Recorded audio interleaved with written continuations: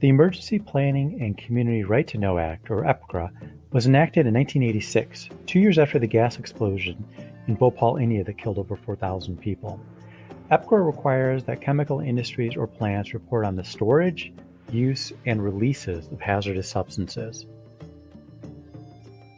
The law has two central components. First, the right to know about the toxic and dangerous chemicals in your community, and second, the emergency plans required of businesses and local governments in case of an accidental release. The law requires that each state appoint a State Emergency Response Commission. The commission is required to divide their states into emergency planning districts and to name a local emergency planning committee for each district, which would consist of firefighters, health officials, government and media representatives, community groups, industrial facilities, and emergency managers. State and local governments are required to prepare chemical emergency response plans. The emergency response plans must include a map of all facilities with known chemical or hazardous substances, a plan of action, designating emergency coordinators, notification protocols, and evacuation plans.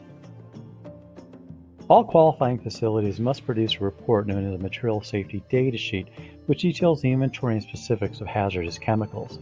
This information must be made publicly available.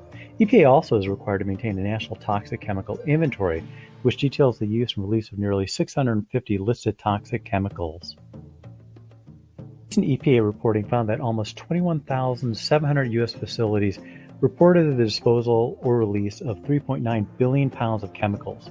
Most of these were disposed of on-site, either through air emissions or land disposal, and the largest disposal of chemicals came from the metal mining industry and electric utilities. This law was used in July of 2019 in Crosby, Texas, during an explosion at a chemical plant which killed one person. All residents within a mile were evacuated. A year earlier, the EPA cited the plant owner for failing to comply with regulations on its risk management plan.